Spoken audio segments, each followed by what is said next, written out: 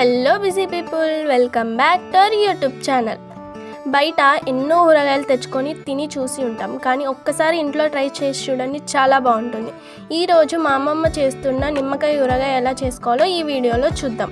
వీడియోలో చూపించిన విధంగా నిమ్మకాయలని బాగా కడిగి ఆరబెట్టుకోవాలి. మళ్ళీ తడి ఉంటే ఊరగాయ అనేది చెడిపోతుంది. మేము 50 నిమ్మకాయల వరకు తీసుకున్నాం.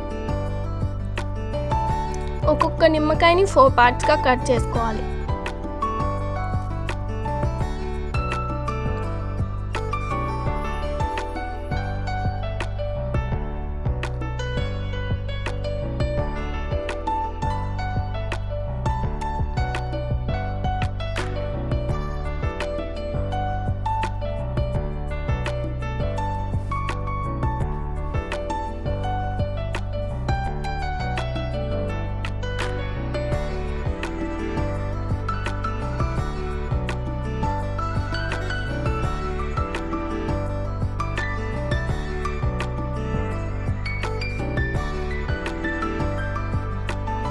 అలా కట్ చేసుకున్న నిమ్మకాయలన్నిటినీ ఒక జాడీలో వేసుకొని వాటిలో ఉన్న విత్తనాలను తీసేసుకోవాలి.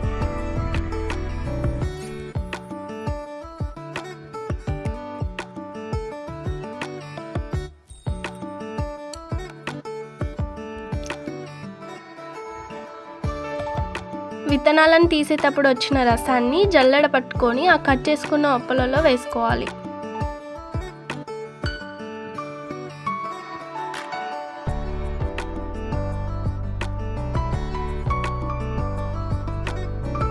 మేము 50 నిమ్మకాయలకి 200 గ్రామ్స్ కల్లుప్పు తీసుకున్నాం. దాన్ని మిక్సీలో వేసి మెత్తగా గ్రైండ్ చేసుకోవాలి.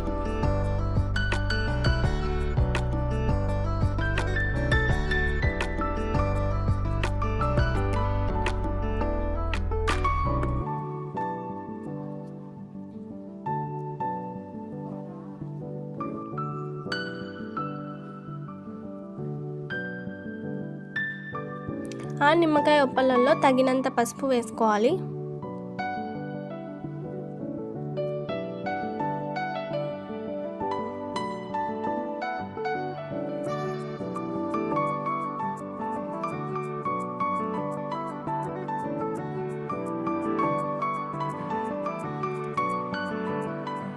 ఇంకా అలాగే మెత్తగా గ్రైండ్ చేసి పెట్టుకున్న కల్లుప్పుని కూడా వేసుకోవాలి.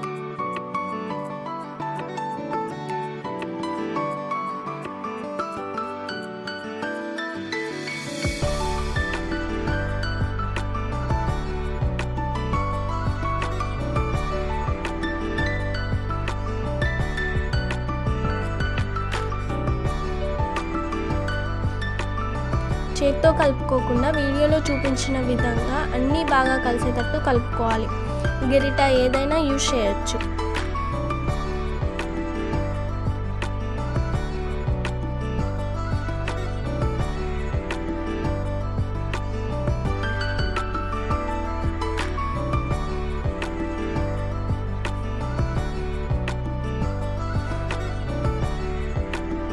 అలా కలుపుకున్న దాన్ని మూత పెట్టేసి ఒకరోజు పాటుగా అలానే ఉంచాలి.